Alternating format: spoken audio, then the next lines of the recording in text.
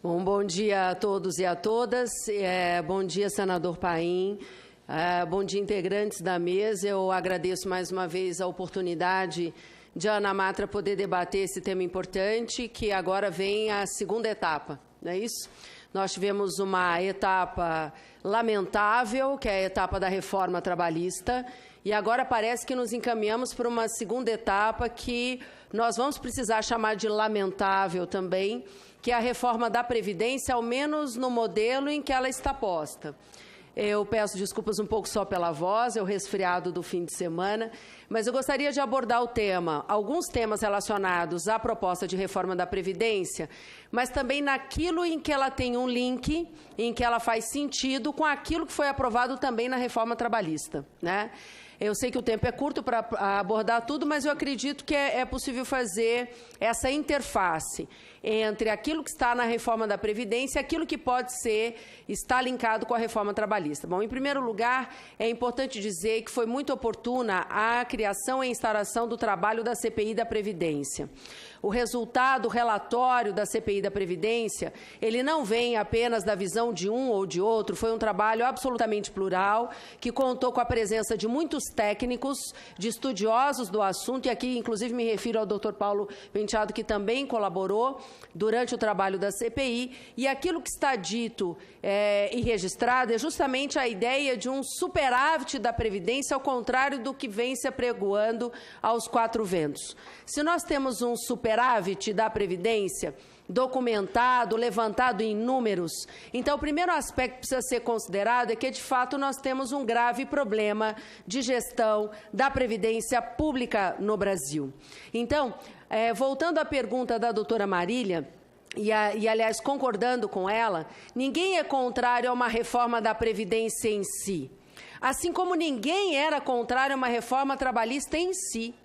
A questão era ser contrário a uma reforma trabalhista que, na essência, apenas visava a retirada de direitos.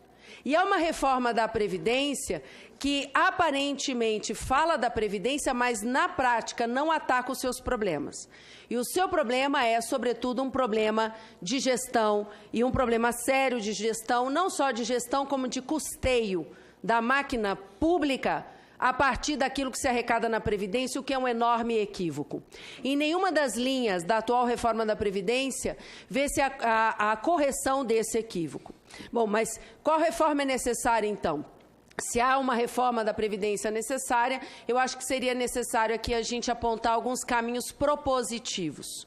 Alguns caminhos para a gente sair apenas da constatação de que é superavitária, da constatação de que nós temos problemas relacionados à fiscalização da arrecadação da Previdência e ao problema de que há uma confusão entre a Previdência e a questão do custeio da máquina pública. Para a gente sair apenas das constatações, talvez fosse necessário avançar e sermos propositivos, propor alterações na legislação previdenciária na tentativa de correção desses equívocos.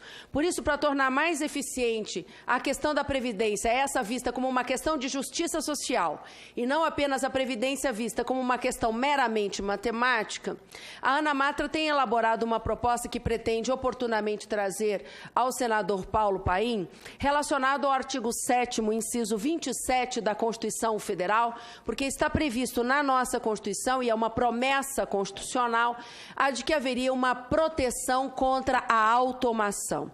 E aí se perguntaria qual relação tem isso, isto é, a promessa constitucional de proteção contra a automação e a questão da arrecadação previdenciária e de uma melhor gestão da Previdência Pública. Ora, esse dispositivo constitucional está lá e até o presente momento não foram apresentadas propostas legislativas de regulamentação da proteção jurídica contra a automação.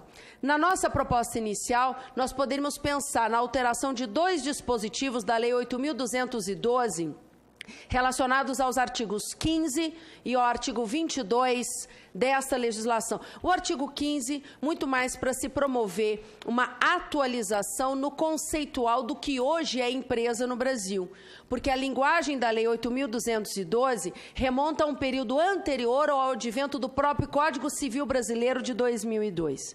E ali seria necessário uma atualização que compatibilizasse a lei previdenciária com aquilo que é empresa, ao menos para a finalidade do direito empresarial e do direito civil brasileiro. Mas, para além dessa, digamos, correição conceitual, ela parece correição conceitual, mas, na verdade, ela implica numa melhor possibilidade de fiscalização da arrecadação e evita a concepção de fraudes no plano empresarial. Mas, para além do artigo 15 da Lei 8.212, nós poderíamos avançar para o artigo 22 da Lei 8.212, fazendo uma proposta de tributação e de arrecadação mais justa, que visasse ou sobretaxasse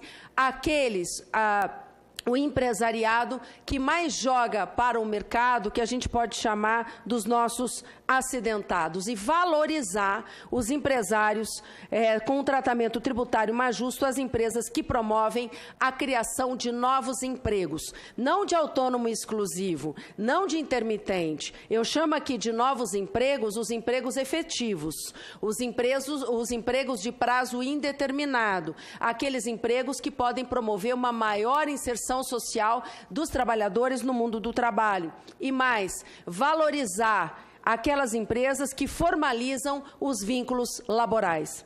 Na mesma linha do artigo 22, e claro, alguém poderia perguntar, mas é viável nós fazermos essa separação? Isto é viável a gente olhar para o conjunto dos que empregam no Brasil e fazer essa divisão para um tratamento tributário mais justo? Sim, é viável. Embora não seja perfeito, nós temos os dados oficiais do CAGED. E, através desses dados, nós conseguimos mapear aquelas empresas geradoras de emprego, empregos efetivos, gosto de ressaltar isso, não considero autônomo exclusivo emprego efetivo, nem trabalho intermitente, nem terceirizado, nem parceiro, nem cooperado, nem essas figuras dos contratos precários. O CAGED nos possibilita essa visão sobre como é o empresariado e fazer essa tributação que a gente pode considerar justa. Na mesma linha, a ideia do desestímulo àquelas empresas que promovem a maior rotatividade do mercado de trabalho no Brasil. Até porque maior rotatividade no mercado tem ligação direta com maior índice de acidentes e adoecimentos profissionais. E quem é que trata os doentes e os adoecidos que o mercado de trabalho promove? Exatamente o sistema de previdência, sobrecarregando esse sistema. Nada mais justo que seja possível a gente desestimular essas empresas da autorrotatividade. E, sejamos sinceros, nós praticamente a conhecemos. Sabemos quais são esses setores econômicos, os maiores setores econômicos que produzem alta rotatividade. Um deles, que é conhecido de nós, é justamente o do telemarketing. É um setor econômico terceirizado, um setor econômico em que os trabalhadores, paradoxalmente, têm jornada de trabalho menor, de 6 horas, mas que implica numa maior rotatividade do mercado e uma produção imensa de adoecidos desse mesmo mercado de trabalho. Essa, digamos, ideia propositiva, que seria para pensar uma reforma da Previdência, que fosse uma reforma da Previdência corretora das injustiças sociais, também deveria estar na mesma linha mecanismos legislativos de fortalecimento da fiscalização previdenciária do Brasil. Embora esses dados nunca sejam atualizados, se falam em 18 bilhões não recolhidos em 2015. Me parece que no último relatório, esses 18 bilhões, eles sequer representam efetivamente os não recolhidos, porque nessa análise a gente não conseguiu inserir, por exemplo, a questão dos informais, o mercado de trabalho informal. Ora, se eu tenho 18 bilhões dos não recolhidos formais, significa que a estrutura que tem que ser fortalecida numa suposta reforma da Previdência é justamente o seu setor de fiscalização. Bem, dito isso muito inicialmente sobre a questão da Previdência, eu queria fazer aqui um link necessário, já que a nossa mesa é uma mesa sobre contribuição e gestão, fazer um link com aquilo que foi aprovado na reforma trabalhista. Porque quando se pensa também em contribuição e gestão, esse é um tema afeto às entidades sindicais brasileiras. E pela atual reforma, a contribuição sindical obrigatória, a dos sindicatos, ela necessitaria de uma autorização prévia e expressa para que ela existisse. Nós passamos de uma contribuição sindical obrigatória automática para uma contribuição sindical obrigatória mediante a autorização prévia. É verdade que nós ficamos com o modelo sindical talvez dos mais exóticos do mundo, porque nós não mexemos na unicidade na base territorial para efetivamente caminhar para uma liberdade sindical plena, mas mexemos na questão da contribuição sindical. A contribuição sindical, ela representa a saúde financeira das entidades sindicais. E sem autonomia financeira, administrativa e política, nenhum ente coletivo é forte o suficiente para fazer a representação de que ele tem obrigação de fazer. E o que isso tem a ver com a reforma da Previdência? Com essa contribuição sindical agora obrigatória mediante autorização prévia, se ela for burocratizada e interpretada como uma autorização individual dos trabalhadores, como se nós estivéssemos tratando de uma questão meramente individual, quando a questão do sindicalismo é uma questão coletiva, nós estaremos aqui tendo uma não arrecadação que tem finalidade pública. Por quê? Porque nós precisamos nos lembrar que 20% daquilo que é arrecadado da contribuição sindical obrigatória, ela vai justamente para a conta especial emprego e salário. E é essa conta que financia o Fundo de Amparo ao Trabalhador. E é isso que financia o seguro no desemprego. É isso que financia a política pública de trabalho. É essa contribuição sindical, para além dos 20%, que obriga as entidades sindicais ao investimento na prevenção de acidentes e doenças profissionais. Sem esse investimento preventivo de doenças e acidentes profissionais, doenças profissionais, a gente vai continuar produzindo uma série de doentes do mercado de trabalho no Brasil, e nós já somos o quarto do mundo, que também sobrecarrega a Previdência Pública. Por isso, nós temos defendido a ideia de que, na atual reforma trabalhista, quando se previu essa autorização prévia e expressa, essa autorização é a autorização coletiva. Qual? A da Assembleia dos Trabalhadores. Se uma Assembleia de Trabalhadores pode autorizar uma contribuição sindical voluntária, é essa mesma Assembleia que tem o poder para autorizar uma contribuição sindical obrigatória. Essa, a que, bem ou mal, ainda financia política pública de trabalho no Brasil, envolvendo aspectos que estão, sim, conectados com a questão da Previdência Social.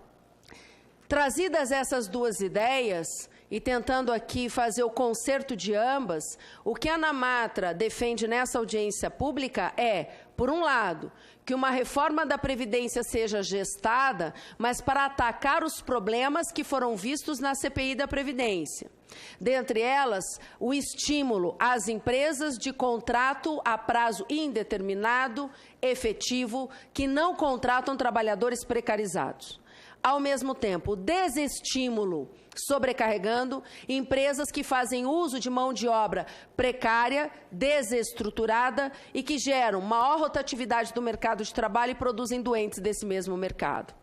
Nessa linha de raciocínio, com essa reforma trabalhista que está aí, aprovada, pensar que a contribuição sindical que foi feita, ou as mudanças na contribuição sindical como foram feitas, sem nenhum ritual de passagem, ela precisa agora da melhor interpretação jurídica possível, porque não se trata de uma mera contribuição para a entidade sindical, ela também patrocina o mundo do trabalho. E, em razão disso, é pensar que essas autorizações só podem ser aquelas das entidades, próprias entidades coletivas, e autorizações próprias entidades coletivas são das Assembleias dos Trabalhadores. Muito obrigada. Muito bem.